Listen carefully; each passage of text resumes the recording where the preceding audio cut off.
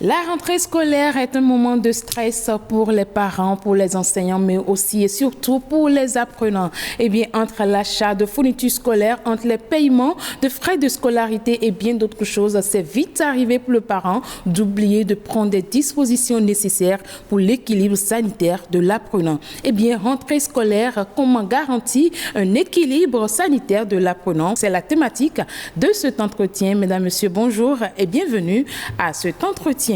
Eh bien, pour débattre de ce sujet, j'ai sur ce plateau Dr Francis Malaté. Il est médecin généraliste. Bonjour, docteur. Bonjour, madame la journaliste. Comment allez-vous? Je vais bien. Bonjour, chers téléspectateurs. Alors, dites-nous, entre vacances et rentrée, il y a un temps mort. Déjà, l'enfant qui quitte les vacances et qui veut commencer la rentrée, c'est 2 mois pratiquement passés, soit à voyager, soit à vaquer à des activités de distraction de toutes sortes. Comment, face à cette rentrée scolaire, cet enfant doit se comporter sur le plan sanitaire? Quel doit être le premier réflexe du parent pour la rentrée scolaire? Merci, madame la journaliste. Vous savez, les vacances, c'est la période de tous les excès. On mange ce qu'on veut quand on veut, et on se repose peu, et on ne dort pas suffisamment, et tout va dans tous les sens.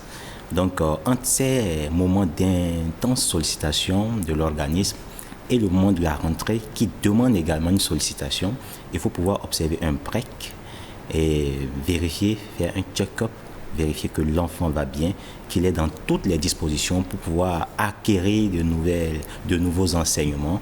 Donc, il faut pouvoir faire un break. Et ce break-là, il fait appel à un certain nombre de choses. Et justement, le break que doit faire l'apprenant n'est pas seulement à son niveau. Il y a aussi la complicité des parents. Quel doit être le premier complètement, ou le premier comportement ou le premier réflexe du parent qui prend des dispositions, notamment pour la rentrée scolaire de son enfant? Oui, ce qui est intéressant, c'est en fait cette disposition s'inscrit dans un cadre qu'on appelle la visite médicale scolaire de l'enfant. Il faut déjà pouvoir, avec soit le médecin de famille ou avec des personnes agréées, voir comment l'enfant va. Le parent lui-même étant, on va dire, premier soignant de l'enfant, a des observations qu'il fait et qui attirent son attention. Lesquelles observations il rapporte au médecin traitant ou à la personne qui suit l'enfant tous les jours. Et c'est dans ce cadre-là alors qu'on est amené à faire un certain nombre de choses au cas par cas. D'accord. Et puisque nous sommes sur ce plateau pour comprendre davantage, vous allez nous expliquer quels sont les différents cas dans lesquels le parent doit intervenir pour prendre des dispositions nécessaires pour l'équilibre sanitaire de l'enfant. D'accord. Alors, quand je dis visite médicale scolaire, et plusieurs personnes sont impliquées dedans. Il y a les parents de l'enfant, il y a l'école dans laquelle l'enfant veut aller et il y a l'équipe soignante. Alors, c'est soit l'école, comme déjà beaucoup d'écoles le prévoient souvent, qui inscrit la visite médicale scolaire au programme. Donc, lorsque la rentrée débute en même temps, l'équipe soignante est mobilisée pour pouvoir voir les enfants, procéder à des inspections, à des palpations, en vue d'établir l'aptitude de l'enfant à acquérir de nouvelles connaissances.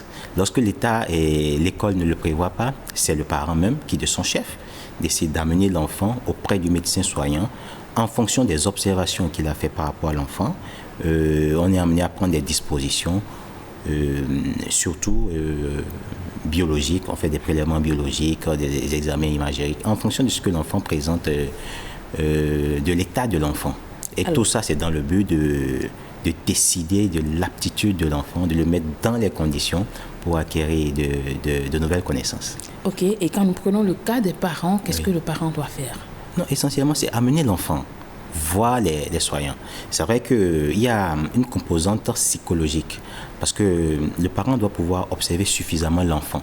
Un enfant qui revient des vacances et qui doit reprendre une nouvelle année, parfois, il s'agit d'enfants qui n'ont pas validé l'année échue, ou alors qui avaient eu de mauvais résultats. C'est des parents qui passent dans une classe où, et c'est des enfants, qui passent dans une classe où l'enseignant est tagué de sévère. Ou alors c'est des enfants qui entretiennent des relations conflictuelles avec d'autres élèves. Alors la rentrée à partir de ce moment est stressante. Et le parent, dans son premier rôle de soignant, doit pouvoir dépister certains signes. Lesquels signes, par exemple? C'est un enfant qui, subitement, n'a plus un meilleur appétit, qui se replie sur lui-même. Lorsque le sujet de la rentrée est évoqué, il n'aime pas en parler, il est irrité. Donc, le premier réflexe du parent, déjà, c'est déjà de pouvoir reconnaître ces signes-là et de pouvoir orienter l'enfant vers des professionnels. Alors, si on fait ce premier travail qui est d'observer l'enfant, qui est de repérer des signes qui montrent peut-être que l'enfant présente quelques symptômes de maladie, l'étape suivante, c'est certainement le traitement. Alors, comment se faire la préparation de l'enfant sur le plan sanitaire pour qu'il puisse vraiment faire face en tout temps aux éventuelles maladies si la rentrée commence? D'accord. Donc, le parent ne traite pas l'enfant de son propre chef. C'est de l'automédication, on va éviter ça. Donc, il conduit l'enfant auprès des professionnels. Je dis, le professionnel, ça peut être le médecin de famille ou c'est un médecin qui suit l'enfant dans une structure sanitaire. Lorsque l'enfant est amené au professionnel, on est amené à faire quelques tests, surtout pour dépister quelques fonctions essentielles à l'acquisition de nouvelles connaissances. Il s'agit premièrement de tout ce qui peut toucher à la vue. D'accord? La maman peut vous signaler que son enfant signale des maux de tête tout le temps. C'est quelqu'un qui est obligé de rapprocher tout le temps le livre des yeux pour lire. Donc ça attire l'attention du médecin qui fait certaines analyses. On a des tests de vue, des tests de réfraction pour déterminer si l'enfant a une amétropie. Mais bon, ça c'est des détails. Également des tests d'audition. Un enfant que vous devez interpeller plusieurs fois avant qu'il ne vous réponde. Un enfant qui, lorsqu'il y a un bruit soudain, ne réagit pas comme il faut. Et voilà, un enfant qui vous fait répéter tout le temps vos paroles est un enfant qui a besoin de certains tests qu'on appelle l'audiométrie tonale, c'est la plus courante. Il y a également l'audiométrie vocale, c'est des détails. À part ça, il y a des tests pour l'audition. J'ai parlé d'audiométrie tonale. Et voilà, donc, en plus de ça, lorsque l'enfant présente certains symptômes comme de la fièvre, des maux de tête, le médecin est amené à faire des prélèvements sanguins. Ce sont ces prélèvements sanguins qui permettent d'établir un diagnostic et de mettre un traitement. Le traitement, il peut juste être psychologique, donc il faut parler à l'enfant, il faut le mettre en condition, il faut le rassurer. Il peut également être médicamenteux. C'est en ce moment que nous prescrivons une ordonnance que la famille honore et met l'enfant sous traitement. Alors là, c'est un cas, nous sommes dans un cas où c'est un enfant particulièrement qui a été diagnostiqué. Oui. Mais de façon générale, pour commencer la rentrée, quels sont les examens spécifiques qu'on doit obligatoirement faire à l'enfant qui doit commencer justement cette rentrée? Je voudrais qu'on fasse attention et qu'on ne systématise pas, parce que tous les enfants ont leurs particularités.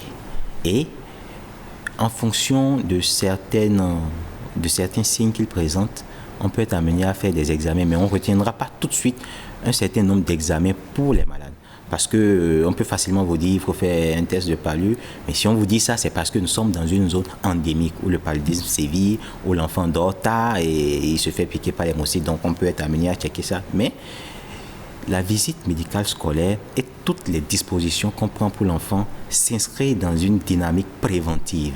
Donc, c'est-à-dire qu'on est dans la dynamique d'éviter l'apparition de la maladie chez l'enfant qui pourrait entraver l'acquisition de nouvelles connaissances. Donc, facilement, on peut faire des prélèvements sanguins, mais il faut vraiment que ces prélèvements soient orientés par la plainte que le malade a, ou alors soit orienté par ce que l'examen du médecin ressort comme anomalie chez le patient. Donc, il va être difficile de vous dire là, on va faire systématiquement tel examen. Non, le médecin reçoit en fonction des plaintes, en fonction du contexte et dirige. Est-ce que c'est la même chose que le bilan sanitaire dont on nous parle? Parce que parfois, certaines personnes disent systématiquement il faut faire un bilan sanitaire à l'enfant pour détecter les anomalies. Oui, c'est un peu différent. Il y a un certain nombre d'examens. Lorsque c'est la toute première scolarité de l'enfant, par exemple, il y a un certain nombre d'examens qu'il faut faire.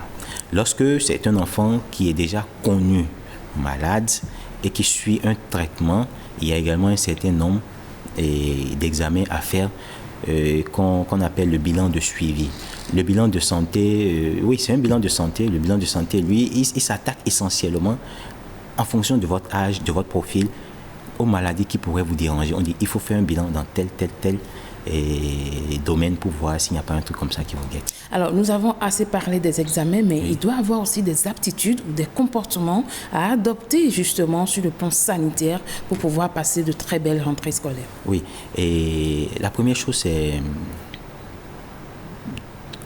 galvaniser l'enfant sur le plan psychologique. Qu'il ait validé l'année antérieure ou non, le parent doit pouvoir le motiver suffisamment, lui rappeler combien de fois il peut réussir ce qu'il veut. Donc, notamment ici dans le domaine éducatif. Il faut pouvoir le rassurer. C'est la première chose à apporter à l'enfant. Il faut lui donner de la force mentale. Ensuite de ça, on dit souvent un esprit sain dans un corps sain. Il faut que l'enfant mange suffisamment. Donc la diététique est importante. Et là, quand ça ne va pas, on fait intervenir également des nutritionnistes pour le suivi de l'enfant. D'accord ? Ensuite, c'est par rapport à l'enfant lui-même. S'il a des maladies que la maman connaît déjà, c'est déjà à prêter les médicaments qu'il prend de manière régulière dans une boîte à pharmacie et qu'il la prête pour cet enfant-là. Alors, on a parlé d'examens, on a parlé de médicaments, on a parlé de faire intervenir des nutritionnistes, même des psychologues, et tout ça, ça nécessite un budget. Généralement, les parents ne prévoient pas. Est-ce qu'on peut parler un peu du volet économique de la chose? Oui, on va dire. Est-ce que c'est abordable? Oui, bon, c'est pas toujours abordable et ça va toujours dépendre de la classe sociale du parent ou de la famille. Et en tout état de cause, c'est la prévision. Un peu comme déjà dès les vacances, il faut prévoir de manière progressive, petit à petit, les frais de scolarité. Et il faut également prévoir une petite caisse également pour tout ce qui est comme problème, ce qui pourrait avoir comme problème sanitaire, ce que l'enfant pourrait présenter. Donc c'est important d'inscrire ça dans les différentes caisses de réserve. D'accord. Oui. Alors vous savez qu'on ne peut pas faire une rentrée scolaire sans parler également du corps professionnel, je veux dire, du corps d'enseignement, l'équipe technique qui encadre justement cette rentrée-là. Mais si l'enfant est préparé sur le plan sanitaire et que de l'autre côté, le même suivi n'est pas fait, est-ce qu'il n'y a pas un problème? Oui, il y a problème. Puisque la prise en charge de l'enfant, elle passe par chacune de ces étapes-là. Ça se fait à la maison, ça se fait à l'école, où d'ailleurs l'enfant passe le plus grand de son temps avant même de parler d'hôpital. Donc si tout est fait à la maison et qu'à l'école ça ne suit pas, c'est pas bon. Parce que l'enseignant qui a l'enfant tout le temps prend une grande part dans la prise en charge sanitaire de cet enfant-là. Vous savez, l'hygiène de l'enseignant est importante, d'abord pour lui-même, ensuite pour ne pas être diffuseur de maladies contagieuses. Donc également ces enseignants-là également doivent faire l'objet d'une visite chez le médecin, s'assurer qu'ils vont bien. Ça c'est la première chose. La deuxième chose, vous savez, les enfants qui ont des tares spécifiques, qui sont sous traitement, sont souvent sous médication qu'on laisse auprès de l'enseignant parce que l'enfant peut commencer une crise à tout moment en salle de classe. L'enseignant est le premier qui réagit. Il faut le préparer à ça. Si l'enfant a un traitement qu'il doit prendre régulièrement, il faut déjà pouvoir lui dire que ce traitement existe, où est-ce qu'il est, comment est-ce que l'enfant doit le prendre. Vous voyez ? Et à part ça, il y a des enfants qui ont des problèmes particuliers d'allergie. Il faut pouvoir veiller à ce que lorsque le balayage se fait, lorsque le tableau est en train d'être nettoyé, que ces enfants ne soient pas dans ces parages-là. Donc, les enseignants également ont besoin d'une formation dans ce sens pour accompagner les efforts des parents. Et dans ce cas, c'est une formation qui est dédiée, je veux dire, qui est prise en charge par l'école ou... Oui, normalement. Ou bien il y a un système au niveau de l'ordre des médecins qui accorde? Non, absolument pas. Vous savez, dans d'autres pays, c'est tout cet ensemble-là, cette visite-là, est prise en charge par le pouvoir central. Et c'est une politique de santé publique en fait. Bon, ici ce n'est pas également encore le cas et c'est sûr que les gens font tout pour que ce soit comme ça. Mais actuellement c'est l'école qui prend ça en charge. Soucieux, je vais dire l'école soucieuse donc des résultats, de bons résultats, et il faut qu'ils prennent en compte et la santé et des travailleurs, des enseignants dedans et tout ce qui va avec. Donc il faut quand même investir de manière à ce que les gens viennent former les enseignants sur toutes ces dispositions. Donc c'est l'école d'abord. Alors, tellement la santé est très capitale pour la vie, pour la survie humaine, qu'il faut en parler dans tous ces sens. Quand on prend l'enfant, on prend l'enseignant, il y a également, je vais dire, ces dames ou ceux-là qui accompagnent les enfants en ce qui concerne la restauration, l'alimentation, oui. Puisque l'alimentation aussi fait partie d'une bonne santé de l'apprenant. À ce niveau, qu'est-ce qu'il faut faire? Oui, c'est un aspect important et pour cela, des dispositions sont déjà prises et ça se fait surtout même dans nos écoles publiques. Alors, les écoles privées, ça ne vient pas encore tout de suite. Mais ces personnes qui sont impliquées dans l'alimentation des enfants bénéficient d'un suivi spécial.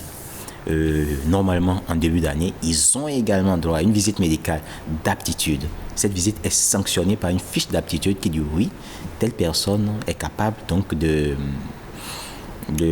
participer à la prise en charge alimentaire des enfants. Cette visite médicale qui se passe chez un professionnel de santé, demande un examen physique et une prise de sang, d'urine et de fesses, je veux dire des selles, sur lesquelles on technique et on recherche certaines maladies. Pourquoi? Parce que ces personnes peuvent facilement contaminer les repas qu'ils donnent aux enfants. Vous voyez, donc ils bénéficient d'un suivi, d'une visite médicale d'aptitude. Et ça devrait être le réflexe dans toutes les écoles. Mais vous savez, c'est vrai, nous sommes des humains. Est-ce que juste à la vue d'un certificat médical, on peut y croire, on peut accepter? Je ne mets pas en doute le professionnalisme des médecins, mais aujourd'hui, oui, tout est possible. Quel dispositif, voilà, on peut mettre en place pour que vraiment ces analyses, ces examens, ces tests soient suivis et soient de façon répétée dans le système, je vais dire, éducatif? Ce que vous demandez, c'est le pouvoir central qui met en œuvre cette politique. D'abord dans les structures de formation publique qui je vais dire, les temps où l'impose aux formations privées d'enseignement. Bon, nous, on ne pourra que prodiguer des conseils et appeler les gens à plutôt faire les choses comme cela. Et comme conseil, c'est surtout déjà de veiller à ce que la personne qui voit les dames qui préparent soit un professionnel qualifié en la matière. Dans le corps médical, ce sont les médecins du travail qui établissent l'aptitude du travailleur, parce que là, la dame, elle est travailleuse, qui évalue l'aptitude du travailleur à effectuer la mission qu'on veut lui confier. Donc, lorsque ça vient d'un médecin du travail, normalement, il n'y a pas de risque à avoir, il n'y a pas de doute à avoir, j'allais dire, parce qu'il sait le travail que la dame a fait, et il essaie d'évaluer sa constitution physique et voir dans quelle mesure elle peut faire ce travail-là. Donc, il délivre un certificat médical d'aptitude auquel il faut croire. Alors, docteur, dites-nous, en dehors du bilan de santé, en dehors de tout ce qu'on vient de citer, est-ce qu'il y a d'autres dispositions à prendre, toujours pour une rentrée apaisée sur le plan sanitaire de l'apprenant? Oui, et au cours de la visite médicale, j'avais oublié de l'évoquer, c'est que le médecin qui reçoit l'élève, l'enfant, et s'assure également qu'il est à jour par rapport à son état vaccinal. Donc que son état vaccinal est à jour, puisqu'il y a des vaccins que l'État, que le gouvernement, met en place et qui s'inscrit dans le cadre du programme élargi de vaccination dont tous les enfants bénéficient. Jusqu'à 9 mois environ. D'accord, c'est entre autres le BCG, les pentavalents, le vaccin contre la poliomyélite, contre la rougeole, contre la varicelle, autour de 9 mois. Mais au-delà, c'est qu'on sort de ce programme-là. Et ce sont les parents avec l'équipe soignante qui veillent à ce que l'enfant continue d'être à jour. D'accord. Oui, donc, oui. Et ça, c'est à la rentrée aussi? Ou bien ça s'étale sur toute l'année? Ça, c'est en fait en fonction du moment où les vaccins ont été faits, il y a des doses de rappel.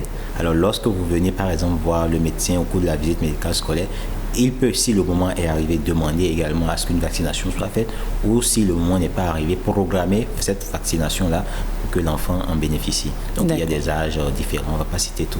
Et c'est budgétisé aussi parce que Bon, oui, c'est à budgétiser par le parent parce que quand ça sort du programme élargi de vaccination, c'est le parent qui débourse. D'accord, et c'est abordable?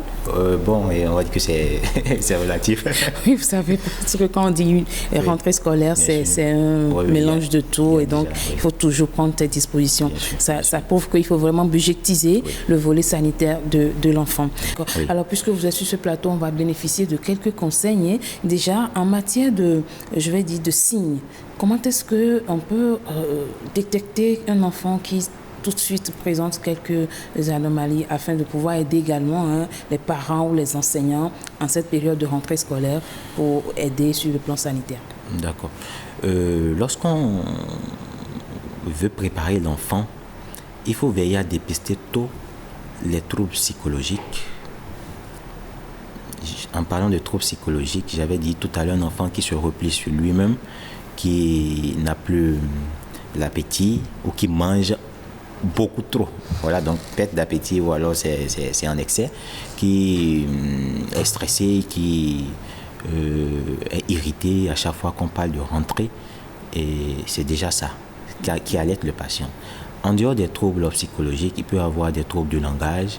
C'est un enfant qui n'articule plus bien, qui commence à bégayer. Ça attire l'attention du parent qui nous l'amène. Et ça, c'est déjà à la rentrée, hein? Oui. Okay. Oui. Et également, des troubles de la vision. Je vous dis, un enfant qui rapproche pour lire, qui se plaint de maux de tête, ça alerte le malade la maman ou le parent, d'accord? Les troubles de l'audition, un enfant qui vous fait parler beaucoup et qui vous êtes obligé de répéter plusieurs fois les mots. Donc tout ça, c'est des signes d'alerte qui vous font venir vers le médecin. D'accord. Donc quand ça se présente, le parent doit réagir spontanément et envoyer l'enfant dans une structure de soins. Ok. Alors, des conseils pour les parents, pour les apprenants, pour les enseignants en cette période de rentrée scolaire. C'est ce que vous avez déjà évoqué. On va commencer par prévoir une petite caisse pour les ennuis sanitaires que l'enfant peut présenter. D'accord? Ensuite, lorsque l'enfant a fait une visite et que les pathologies ont été dépistées, c'est que le médecin établit normalement une fiche sur l'enfant sans révéler le secret médical pour dire il faut faire attention à ci et ça. Le parent doit veiller à ce que cela parvienne au corps enseignant de manière à ce qu'on suive l'enfant correctement. S'il a une boîte à pharmacie, comme je le disais, il faut le notifier au corps enseignant pour que les gens sachent également. Ça, c'est du côté du parent. Du côté de l'école, il faut apprêter l'enseignant selon toutes les composantes dont on a parlé. Il faut également continuer dans cette période où nous traversons une pandémie depuis un moment, même si également actuellement les chiffres sont en baisse, continuer à veiller au respect des mesures barrières. Il faut protéger les enfants, il faut protéger les parents, il faut protéger les enseignants, il faut protéger toute la chaîne. Et finalement, tout le monde se portera bien. Tout le monde se portera bien. Et pour finir, je vais vous demander, est-ce qu'aujourd'hui, l'ordre des médecins ne pense pas à installer quand même ou bien mettre en place un système pour accompagner les écoles dans ce domaine-là? Pourquoi pas? Je dirais que ce n'est pas le rôle de l'ordre des médecins. Et l'ordre des médecins a un rôle complètement différent. Peut-être accompagner, c'est une suggestion que vous ferez. Peut-être, sinon c'est le pouvoir qui définit dans la politique publique comment est-ce que ça va se passer. Et je pense qu'avec le travail que vous abattez, ce sont des trucs qui vont pouvoir bientôt se faire si ça parvient aux bonnes autorités, aux bonnes oreilles. Merci beaucoup à vous, docteur Francis Malaté. Je rappelle que vous êtes médecin généraliste. Merci de nous avoir fait honneur sur ce plateau. Et à vous, chers amis téléspectateurs, je dirais tout simplement de faire le bilan de santé pour les enfants, de revoir le carnet de vaccination et surtout de prendre les dispositions nécessaires afin que l'apprenant puisse passer une rentrée scolaire apaisée sur le plan sanitaire. Merci de nous avoir suivis. On se donne rendez-vous pour un autre entretien très bientôt.